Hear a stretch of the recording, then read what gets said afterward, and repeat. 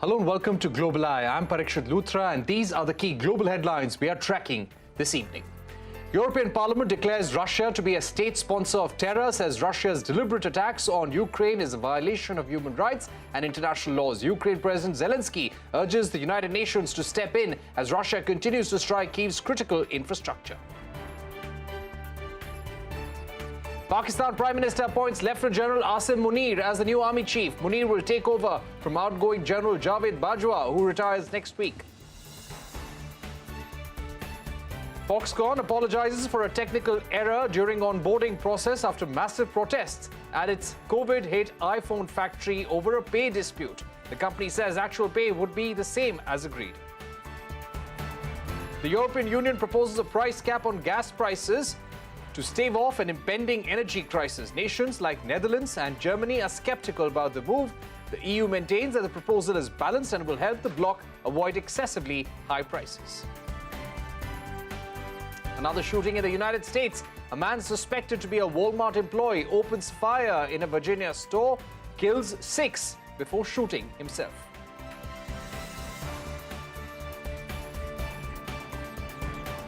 The European Parliament has declared Russia as a state sponsor of terror, stating that Russia has violated human rights and the international humanitarian law. President Zelensky welcomed the move and urged the United Nations Security Council to act against Russia. In a video message, the president said, and I quote, "Today is just one day, but we have received 70 missiles. That's the Russian formula of terror," end of quote. Russia has been firing missiles at Ukraine's critical infrastructure like nuclear power plants. The attack on Ukraine's prime power grid left citizens without electricity or water, with Kyiv's mayor saying that nearly 70% of the city is still without any electricity. This has caused a ripple effect across the border, with Moldova losing power across half the country. Anna Chernikova, reporter from the Voice of America, is joining us live from Kyiv right now. Anna, give us a sense of where you are right now. We have been reading reports of massive power cuts across Ukraine because of the Russian airstrikes that have been happening. What is the current situation? Hello. Well, I'm standing right next to one of the energy facilities that was almost hit by Russian missile for a couple of times already. I cannot, unfortunately, tell the exact location, but due to security reasons. But what I can say that yesterday it was another massive attack on the Ukraine, particularly on the Ukrainian energy infrastructure. And today, the city of Kyiv and also other cities across Ukraine are still suffering from lack of energy, electricity, and water supply. It's still a big problem. So now it's still no electricity in many cities in Ukraine for the whole day today.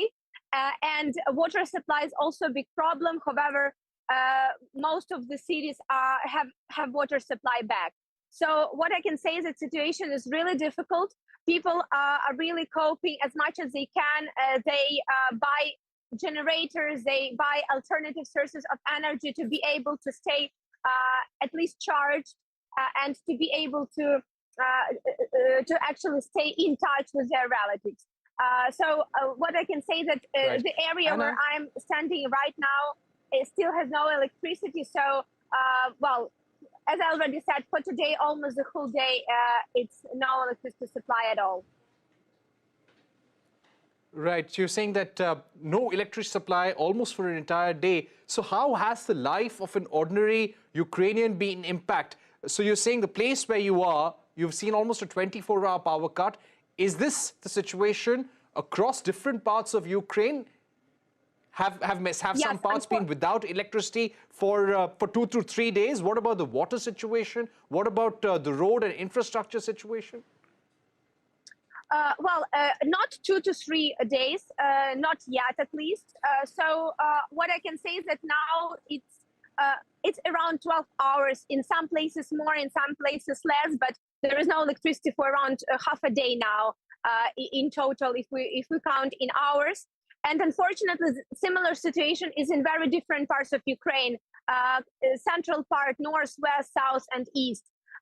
People are coping. Well, it's difficult. Of course, it's difficult for people. People are trying to cope as much as they can. Some people buy alternative sources of energy, like generators, for instance, to be able to at least charge their phones and to cook some easy stuff and to boil water.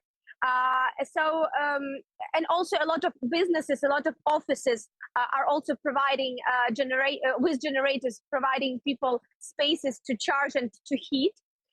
One quick question.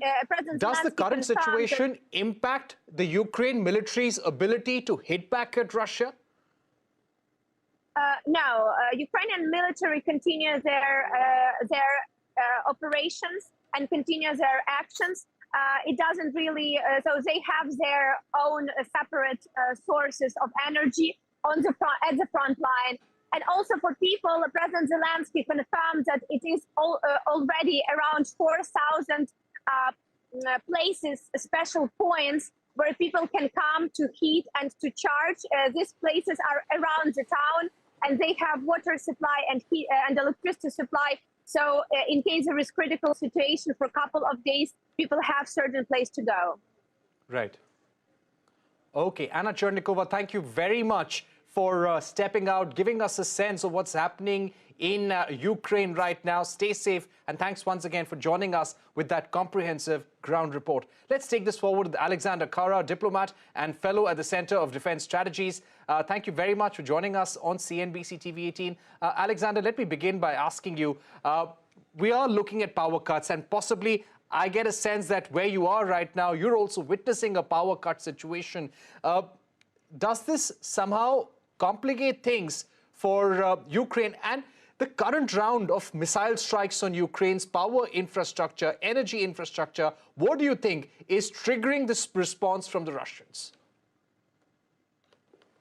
Thank you for having me. And certainly it was not just symbolic that the European Parliament recognized Russia as a state sponsor of terrorism, because terrorism is a mean how Russia fighting for wars, not just in Ukraine. We've seen it in Syria, we've seen reports in Mali, in some other African countries. The Russians are savages who disregard international law.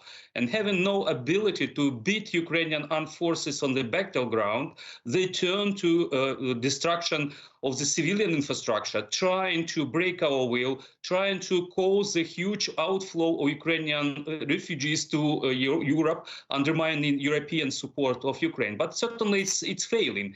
Yes, up to 40% of our energy facilities has been struck, and our heroes, I would say, the engineers are trying to restore it. I've been without electricity just for 5 hours. I'm privileged to live in the capital, and I know my parents just in outskirts had been without electricity for 48 hours already. And there are some other places in Ukraine with more, let's say, dire straits than we have. But anyway, it's not going to affect our will to fight back, and we are fighting the right cause, the war for independence of the neo-colonial power who wants to impose its will on us. So we have no choice but to fight back. Alexander, we're also reading that the last 3 nuclear power stations in Ukraine have been disconnected from the power grid. How could this complicate the energy situation for Ukraine going into winter? First of all, we should say that Russia is a major nuclear power who is waging war against non-nuclear power, the Ukraine. And then Russia seized. It's just the first in the world case when the country or the state is capturing the nuclear power station. In the beginning, it was Chernobyl power station, defunct Ukrainian nuclear power plant that, infamous in the world because of the disaster. And now Russians are taking hostage of the Zaporizhzhia nuclear power plant, the biggest in Europe. With these missile attacks, they cut off the supplies of energy from the rest of Ukrainian nuclear power plants, and they just pushed a bit of our infrastructure to the catastrophe. Because, if there is no power supply to the energy units, there would be a possibility of the nuclear disaster. Yes, it's really considerable, and the Russians rely on this harm to push Ukrainian government to accept unacceptable terms of the negotiations with Russia, which is actually laying down our arms and agreeing of being subjected to Russia. Alexander, do you feel that Ukrainians, it was already speculated that Europe will have a harsh winter, but looking at the kind of power cuts, looking at the water situation, do you think Ukrainians are heading for a very, very difficult time that will test their resolve in this war against Russia? Well, certainly we are into difficult times this winter, but I don't think that it will change the minds of Ukrainians, and they would press our President Zelensky or our government to agree on the Russian terms, because it's just it's a genocidal war, and the world witnessed Borodyanka and some other places, and recently liberated from Russia. They've been killing innocent people. They are killing just children. Actually, it's really symbolic with this missile attack. They targeted the hospital, the women's hospital near Kiev, and they killed 9, well, actually just newly born baby. This baby was born after the 9 months of the Russian aggression. So certainly it's going to test our resolve, but for sure Ukrainians are gathering to fight back. And one of the first reactions on any missile attacks, Ukrainians are donating money for weapons for armed forces to beat the Russians and to get them out of our land. All right. Alexander Kara, we've run out of time, but thank you very much for joining us. Despite being in a difficult situation, there are power cuts at the place where you are. Ukrainians are facing water shortages, food shortages. But despite that, the resolve of an ordinary Ukrainian has not been broken. Thank you very much, Alexander, for joining us. Shifting focus now to the measles outbreak that the World Health Organization is worried about. The outbreak has now spread to at least 26 nations, as well as large parts of India. The central government has rushed special teams for 3 states. The other major concern, record high COVID cases in China since the start of the pandemic. I caught up with Dr. Margaret Harris, WHO spokesperson, and I began by asking her about the outbreak of measles and the seriousness of it all. Our progress towards eliminating measles is really now threatened by major setbacks that started in 2020 during the COVID-19 vaccine pandemic. We're now seeing record lows of under-immunized or not immunized children. Nearly 40 million children now are really, really susceptible to measles outbreaks. So we're in a situation where it's an imminent catastrophe, but one that we can turn around if we take action now. And is this primarily because over the 2 years of the pandemic, the immunization for measles took a back seat? Everything really, unfortunately, took a backseat. We've seen that routine immunization of children was severely affected because the world was focusing on COVID. Interestingly, we didn't see large outbreaks of measles when so much of the world was in lockdown. But now we are seeing outbreaks, and now we've got, as I said, huge numbers of very young children who are susceptible, and this is a deadly disease. This is a big killer of young children. Which are the countries which could be the worst affected, and where you're seeing a big rise in measles cases? We've seen at least 26 countries reporting outbreaks. Now, one of the biggest problems is surveillance. So while I'm talking about outbreaks, we know that there are many more cases that are actually being reported because, again, countries were so focused on COVID that the testing, the tracking of measles that was going on before hasn't been happening. And now it's critical that countries really step that up to protect our most precious asset, our small children. Right. What about India? Any outlook on India? What is the situation with measles as far as India goes? It's an issue for India as well, definitely. Of the 10 countries with the largest number of unimmunized children, India is one of them. Now, of course, India has a huge population, so that's why you have those large numbers. But India also is very good at immunization and very good at public health. So it means that India can turn this around and needs to focus, really be committed to getting that surveillance underway again, getting the immunization happening, really building up the local basic healthcare services and encouraging parents to bring their babies to be vaccinated at the right time. Any immediate measures that you're recommending to countries, especially India? To all countries. This applies to all countries. There is not one WHO region that is doing well at the moment. So this is something that we as the world really face. Measles is a highly contagious virus. In fact, before we saw COVID, the Delta and Omicron versions of COVID, it was the most infectious virus on the planet.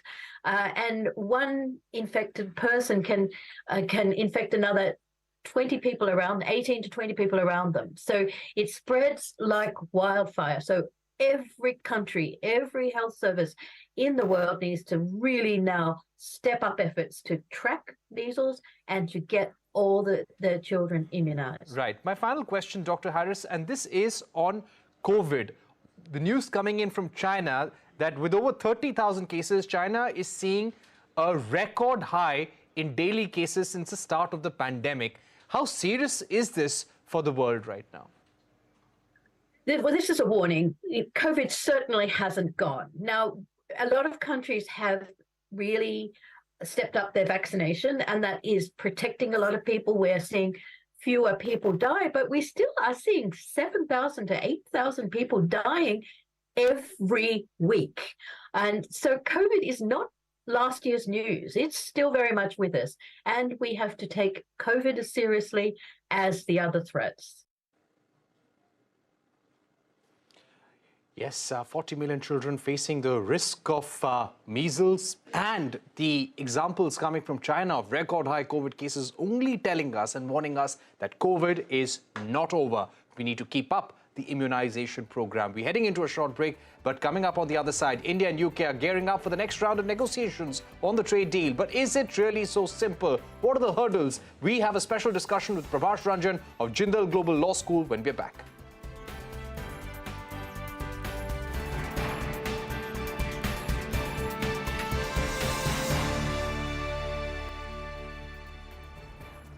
India and UK set to begin the next round of negotiations on the trade deal soon. Both countries have set an internal deadline to control negotiations by March 2023.